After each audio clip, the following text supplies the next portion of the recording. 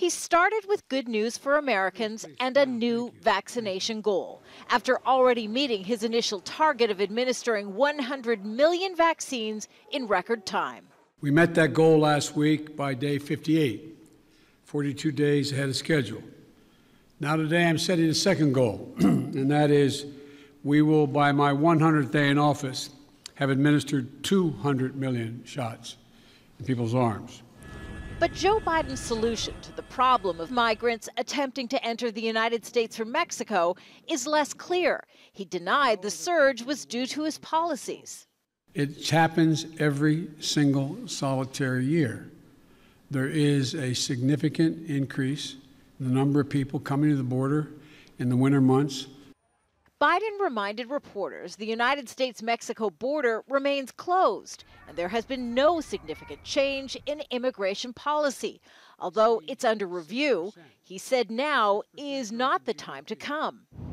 And despite promising transparency, Biden declined to reveal when reporters could tour overcrowded facilities housing thousands of unaccompanied minors.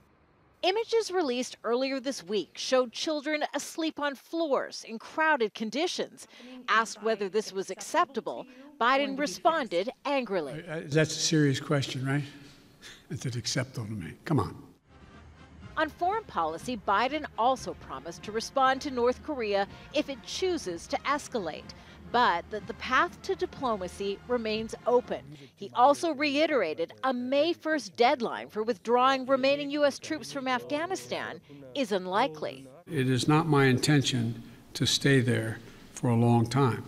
But the question is, how and in what circumstances do we meet that agreement that was made by President Trump to leave under a deal that looks like it's not being able to be worked out? Biden outlined his policies in detail, dispelling domestic criticism that he was too old and unfit for the job.